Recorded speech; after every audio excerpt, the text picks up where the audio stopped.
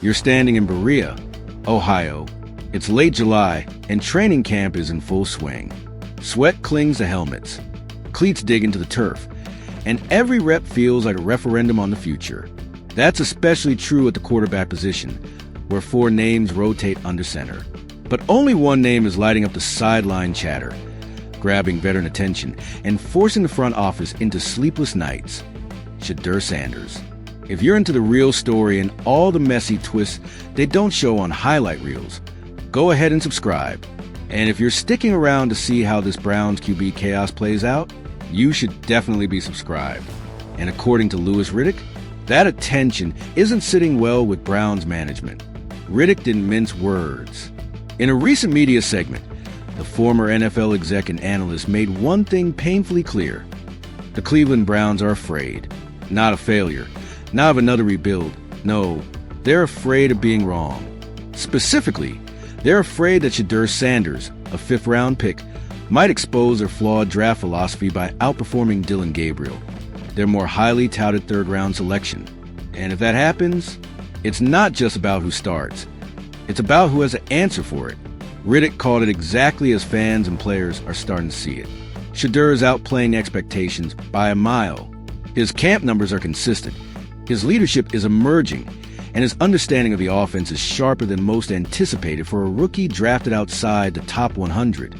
In one particularly telling scrimmage session, Sanders went 8 for 11 with 3 touchdowns. Against a second-team defense, sure, but with a second-team offense, 2. Meanwhile, Gabriel continues to sputter with the ones, struggling to move the ball, string plays together, or assert command. So naturally, the question becomes, why isn't Shedeur getting more reps with the starters? According to Riddick, it's not a mystery. It's protectionism. The front office made its bet on Gabriel. That's where the draft capital went. That's where the PR talking points were handed out post-draft. That's the quarterback the analytics team backed. Now that a late rounder is making that decision look like a misfire, the coaching staff is being asked, either explicitly or implicitly, to slow the roll, to make it look like a competition, but keep the optics safe. But it's not safe. It's actually deeply unstable. Because Shedeur's momentum isn't a fluke. It's a freight train. Every practice rep he nails, every receiver he hits in stride, every audible he calls that exposes a weak blitz, it all makes the Gabriel pick look worse. And that's the fear Riddick is getting at. Not that Sanders might fail, but that he might succeed too obviously, too loudly, and too soon. Enough that the entire quarterback room politics start collapsing. There's a name for that in NFL front offices: exposure. And most execs will go to great lengths to avoid it. Riddick didn't stop at the surface, either. He peeled back the curtain on the team's 4-quarterback logjam, which he called a form of self-sabotage. With 4 passers rotating snaps, Gabriel, Sanders, Joe Flacco, and Kenny Pickett, no one is getting enough reps to create true separation. That's not a coincidence, Riddick argues. It's by design. It creates plausible deniability. If no one wins a job clearly, then the team can go with the safer option without having to explain why the best player never really got a shot to prove it. But what happens when one of them does separate? What happens when one quarterback keeps making the right read, keeps scoring in the red zone, keeps turning heads in the locker room, even when the odds are stacked against him? That's where Shedeur Sanders lives right now. Despite minimal support, limited playbook exposure, and the least reps of the group, Sanders is thriving. Veterans like Myles Garrett are taking notice. Receivers are requesting reps with him. Even players who were skeptical at first, who maybe rolled their eyes at the primetime lineage or the social media fanfare, are changing their tune, because leadership speaks volumes in silence. And Shedeur's command of the huddle, his protection calls, and his cool under pressure are doing all the talking. The locker room knows. The front office knows. And now the media knows too. That's what makes the current moment so combustible. You have a franchise that hasn't had a stable, respected quarterback since, what Bernie Kosar. You have fans desperate for a winner, a culture shift, something to believe in after years of misfires. And now you have a young quarterback stepping into that vacuum, not with entitlement, but with fire, with poise, with answers. But the Browns' leadership is dragging its heels. Why? Riddick didn't use the word corrupt, but he danced close. He painted a picture of a franchise more concerned with protecting its ego than putting its best foot forward. That's the kind of front office behavior that alienates locker rooms. It's how divisions grow between the suits upstairs and the players on the field. And in a league as competitive as the NFL, where every inch matters, that kind of internal fracture can derail entire seasons. Riddick's words weren't just a critique, they were a warning. Keep playing favorites, he said. Keep forcing square pegs into round holes because they fit your draft board narrative. But don't be shocked when the locker room checks out. Don't be shocked when Shedeur or someone like him goes elsewhere and becomes a star. Don't be shocked when the fans lose faith, not just in your decision-making, but in your integrity.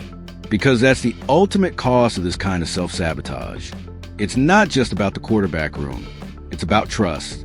The trust between players and coaches, between ownership and personnel, between fans and the shield. And once that's broken, it doesn't come back easily. Riddick's analysis has started to reverberate across national coverage. Suddenly, talking heads on other shows are asking why Shedeur isn't getting first-team reps. Beat writers are timing his snap count versus Gabriel's. Fans are posting side-by-side camp highlights and asking why not the guy who's clearly better. That's the power of a truth bomb from someone who knows the game inside out. Riddick isn't just a talking head. He's a former pro scout and director of player personnel. He knows how this stuff works behind the curtain. And if he's calling it out, you better believe it's resonating inside Berea. So what now? Well, Shedeur continues to do what he's always done. Show up, show out, and say little. He's not lobbying for the job in interviews. He's not creating headlines. He's letting his throws do the talking. He knows the politics. He knows what he's up against. But he also knows the value of undeniable performance.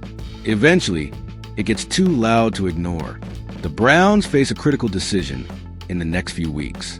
Do they lean into the talent that's emerging before their eyes, or do they keep betting on an outdated draft strategy that has failed them time and again?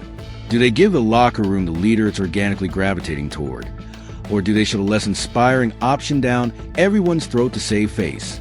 It's a crossroads, a pivotal one, and if they choose ego over excellence again, they're going to learn the hard way that the fans, the players, and yes, even the media, are done giving them the benefit of the doubt. This is Shedeur Sanders' moment, and the Browns have to ask themselves, are they willing to finally get out of their own way? Because if they don't, they won't just lose a quarterback competition. They'll lose the quarterback of their future. As the sun sets on the final days of training camp, one truth is glaringly obvious. The story here is no longer about potential. It's about reality. And reality is telling Cleveland they found something rare. It's fair to ask, how did Shedeur Sanders get here? A fifth-round pick, buried behind veterans and higher-drafted rookies, facing a depth chart designed for caution. Yet here he stands as the undeniable leader of a quarterback room, even without the official title. Because here's how truth breaks through when the tape shows it, when the locker room rallies around it, when coaches update playbooks for it. Despite starting the summer as the underdog, Sanders has refused to stay there. It started in the small things, the extra reps after practice, the film study deep dives, the way he communicates with receivers and linemen to build timing, not by force, but by chemistry. It wasn't media training. It was fundamentals. And in a football world dominated by optics, fundamentals still win games. His confidence isn't arrogance. It's earned. That's what separates him from coaches' concerns about confidence issues in youth. Sanders didn't walk in with headlines. He walked in with compasses. And now the entire facility is orienting around him.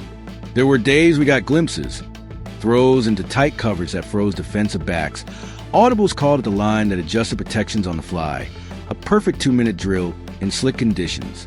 He looked less like a rookie and more like a quarterback who's been here longer than he had. And while Gabriel, Pickett, and Flacco rotated through under center, Sanders quietly climbed the ladder, not by reps, but by results. What happens when the best player isn't the pick? That's an annual test in the NFL. But Cleveland's doing something different now. They're being forced to face it. Because Shedeur isn't just outplaying one guy. He's rewinding assumptions. He's making the case that performance matters more than pedigree, and that choice goes far beyond the field. It defines a culture. Inside team meetings, the calculus is shifting. Play calls are being written around Sanders' skills. Coaches are scripting motion and tempo. And the locker room, they're adjusting to a leader who leads by example and presence. Haslam sees it. The front office hears it. Even the pundits are starting to repeat it. There's tension now, yes. That's part of evolution.